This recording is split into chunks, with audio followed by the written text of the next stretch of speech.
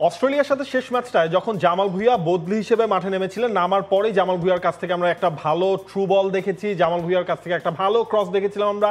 তখন মানুষজনের আফসোস হচ্ছিল যে জামালকে কেন স্টার্ট করানো হয় নাই। এই ম্যাচে মানুষজনের সেই আফসোসটা হয়তো বা কমতে যাচ্ছে।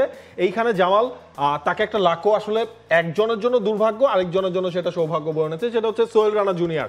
লাস্ট ম্যাচে তিনি যখন ইনজুরিতে পড়লেন, এই ম্যাচে তার খেলার এখন পর্যন্ত কোনো সম্ভাবনা নাই। সুতরাং হচ্ছে গিয়ে সেই জায়গাটায় জামাল ভুঁইয়া আসতে যাচ্ছেন একাদশে, শুরুর একাদশে। এখন আপনি একটা কোশ্চেন করতে পারেন, বাংলাদেশকে তো অস্ট্রেলিয়ার সাথে ম্যাচে দেখলাম আমরা 5 ম্যান ব্যাকলাইন নিয়ে বাংলাদেশ খেলেছে। আগের ম্যাচগুলো তো বাংলাদেশ খেলেছে 4-4-2 ডায়মন্ড শেপে। এই ম্যাচে তাহলে কি হবে? এটা একটা ভালো প্রশ্ন যে বাংলাদেশ কি নিজেদের ওই শেপটা ভেঙে ফেলবে, যে শেপটা তারা প্রায় 3-4 দিন ধরে গড়েছে। কাতারে তাদেরকে যেতে হয়েছে ওই ম্যাচ শেষে, কতখানি সময় পেয়েছে, কটা ট্রেনিং সেশন বাংলাদেশ পেয়েছে, 2-3টে ট্রেনিং সেশন, ফুল ট্রেনিং সেশন, এর বাইরে তো নাই। 3টে ট্রেনিং সেশনে আবার ওই ব্যাক ফোরে এসে বাংলাদেশের কম্বিনেশন কেমন থাকে, এটা একটা প্রশ্ন। কারণ এই দলগুলোর মানে এইসব দল তো আসলে আর্জেন্টিনা ব্রাজিলের মতো না যে আমরা টেকনিক্যালি খুব সুপেরিয়র, যে কোনো সময় যে কোনো ফরমেশন ভেঙে গড়ে দিলে আমরা সেখান থেকে খেলে আন্তর্জাতিক ম্যাচ থেকে ফল নিয়ে আসতে পারবো, এরকম না। তো এইসব ব্যাপার মাথায় রাখতে হয়। কোচের ওপরে একটা বড় সিদ্ধান্ত নির্ভর করছে। আমরা দেখেছিলাম যে অস্ট্রেলিয়ার সঙ্গে বাংলাদেশ যখন 7-0 গোলে হেরেছিল, সেখানে বাংলাদেশের পজিটিভ কিছু দিক ছিল। পজিটিভ দিকগুলো ছিল বাংলাদেশ যা করতে চেয়েছিল সেটা বাংলাদেশ লেবাননের সঙ্গে কাজে লাগাতে পেরেছে। অর্থাৎ বাংলাদেশের অ্যাটাকিং যে অ্যাট্রিবিউটগুলো অস্ট্রেলিয়ার সঙ্গে ছিল 7-0 গোলে হারা ম্যাচেও, সেটা বাংলাদেশ লেবাননের সঙ্গে ইম্পোজ করতে পেরেছিল মোটামুটি এটা 4 দিনের গ্যাপে অস্ট্রেলিয়া থেকে বাংলাদেশে আসার পর। একই ঘটনা এখন বাংলাদেশ ঘটাতে পারবে কিনা? অস্ট্রেলিয়ার সঙ্গে বাংলাদেশ এবার অ্যাটাকে খুব বেশি ওঠে নাই, খুব বেশি পাসিং আমরা দেখিনি, পুরোটা ডিফেন্সিভ বাংলাদেশ খেলেছে। তাহলে লেবাননের সঙ্গে খুব বেশি অ্যাটাকিং ফুটবল খেলাটা একটা চ্যালেঞ্জ হবে হয়তো। এই জায়গায় হাভিয়ার কাবরেরা তার এখন পর্যন্ত যে পরিকল্পনা সেটা হচ্ছে যে বাংলাদেশ 5 ম্যান ব্যাকলাইনেই থাকতে যাচ্ছে এবং ফরমেশনটা 5-3-2 সেটাই হতে যাচ্ছে। তবে এই জায়গায় একটা মেজর কনফিউশনে রয়েছেন হাভিয়ার কাবরেরা। ধরেন সোহেল রানা জুনিয়রের ইনজুরির কারণে জামাল ভুঁইয়া তিনি হচ্ছে গিয়ে ঢুকলেন। আমরা যদি একটা সম্ভাব্য একাদশ দেখি তখন সেখানে আমরা বুঝবো ইসা এবং সাদ তিনি দুই ফুল ব্যাক বা আপনি যদি বলেন উইং ব্যাকের জায়গায় সেখানে তিনি কোনো পরিবর্তন একটা প্ল্যানে রয়েছে তিনি আনবেন না। বিশ্বনাথ ঘোষ কিন্তু এই ম্যাচে ফিরছেন রাইট সেন্টার ব্যাক। তাহলে আসলে কি হবে? রাইট সেন্টার ব্যাক তপু, তাহলে কি তারিক? তপু, তারিক, বিশ্বনাথ অথবা শাকিল, সেটা হচ্ছে হাতে অপশন। কারণ মেহেদী মিঠুকে তিনি হচ্ছে অস্ট্রেলিয়াতেই নিয়ে যান, কাতারে নিয়ে যান নাই শারীরিক অসুস্থতার কারণে। এটা একটা হতে পারে।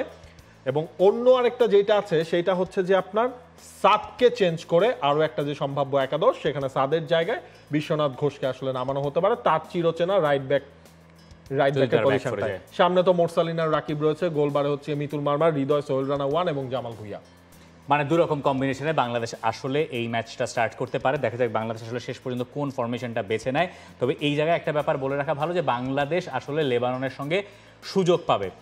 অবশ্যই বাংলাদেশকে ডিফেন্সিভলি খুব সলিড হতে হবে। বাংলাদেশ যে দলের সঙ্গেই খেলবে ডিফেন্সিভলি বাংলাদেশকে গোল খাওয়া আটকাতে হবে। মনে আছে লেবাননের সঙ্গে বাংলাদেশ গোল খেয়েছিল একটা গোলকিপিং এররে, একটা এরর থেকে বাংলাদেশকে গোল হজম করতে পেরেছিল। যে কাজটা বাংলাদেশকে অবশ্যই করতে হবে সেটা হচ্ছে বাংলাদেশ গোল স্কোরিং অপরচুনিটি যখন পাচ্ছে, বাংলাদেশের রাকিব, মুরসালিনরা আসলে ফিনিশিং করতে পারছে কিনা। ওই লেবাননের সঙ্গে ম্যাচটা বাংলাদেশ আসলে জিতেই শেষ করার কথা ছিল। এই উদযাপনটা দ্বিগুণ 3 গুণ হতে পারতো বাংলাদেশ যদি সুযোগগুলো হাতছাড়া না করতে। কারণ বাংলাদেশের কাছে যখন সুযোগ আসছে তারা আসলে কতখানি ফিনিশিং এর দক্ষতা দেখাতে পারছেন সেটার উপরে বাংলাদেশের ফল নির্ভর করছে। এই জায়গায় বাংলাদেশের একটা জিনিস কিন্তু বাংলাদেশ করতে যাবে, সেটা হচ্ছে যে বল পজিশন ধরে রেখে বাংলাদেশ আসলে এই ম্যাচটা খেলতে চাবে। বল পজিশন ধরে রেখে সেই কাজটা তারা করবে 1, এবং 2 হচ্ছে যে বাংলাদেশের যেই মূল টার্গেটটা থাকবে। দেখেন লেবানন নিয়ে যদি আমরা আসি তখন হচ্ছে গিয়ে লেবাননের এই দলটার গেল সাফ থেকে এখন পর্যন্ত 3টা কোচ কিন্তু তাদের চেঞ্জ হয়েছে। এখনের কোচ হচ্ছে রাদুলোভিচ, তিনি এসেছেন। এর আগে কোচ 2বার চেঞ্জ হয়েছে, অর্থাৎ সাফে একজন ছিলেন, ঘরের মাঠে একজন ছিলেন, এখানে আরেকজন ছিলেন। এখন ওই জায়গাটায় লেবাননের কিন্তু ওই মানে কোন ফর্মে কোন ট্যাকটিক্সটা তারা আসলে ইউজ করবে, খুব অল্প সময়ের মধ্যে যখন একটা দলে 3বার কোচ চেঞ্জ হয় তখন কিন্তু অ্যাডাপ্টেশনের একটা ব্যাপার কিন্তু আসলে থাকে। নর্মালি কি হয়, তারা হচ্ছে এই নতুন কোচের আন্ডারে তারা হচ্ছে বল পজিশনে খুব বেশি ইউজ টু না, তাদের 2 ফুল ব্যাকরা খুব বেশি ওপরের দিকে তারা উঠছে না। 4-2-3-1 তাদের নর্মাল ফরমেশনটা থাকে এবং তাদের মূল টার্গেটটাই থাকে হচ্ছে আপনার সেন্টার ব্যাক থেকে যেই মেইন যে ওমর আছেন তাদের যে নাম্বার 9 এর পজিশনটায় যিনি খেলেন তাকে হচ্ছে গিয়ে লং বলটা ছেড়ে দেওয়া, তিনি যেন ব্রেক করতে পারেন। তাদের দুই পাশে আসলে কারা খেলেন সেখানেও তো হচ্ছে আমরা দেখেছি নাদের মাতার রয়েছেন, তারপর হচ্ছে ডারউইশ তিনি রয়েছেন, এবং সবচেয়ে danger man Hasan Mahmud. Hasan Mahmud free রোলে আসলে যিনি খেলেন, এক্স্যাক্টলি উনি নামার পরেই আসলে বাংলাদেশ সাফে ম্যাচটা হেরেছিল। হাসান মাতুক পরে গিয়ে খুব ভালো করেছিলেন। এই হাসান মাতুক আসলে গেম চেঞ্জার লেবাননের জন্য। লেবাননের ফুটবলের লেজেন্ড বলা হয় তাকে, খুব স্বাভাবিকভাবেই। তবে মিল্কি ডিফেন্সে থাকার কথা আরও একবার।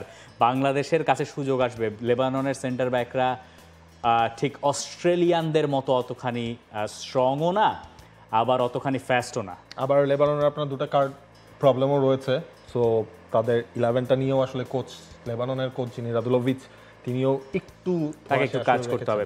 আমার কাছে মনে হয় যে বাংলাদেশের জন্য জেতাটা খুব কঠিন হয়ে যাবে, তবে বাংলাদেশ অবশ্যই ড্রটা টার্গেট করতে পারে। আপনার কাছে কি মনে হয়? আমরা তো নানান রকম হিসেব মেলানোর চেষ্টা করলাম, আপনার হিসেব আসলে কি বলছে জানতে চাই কমেন্ট সেকশনে।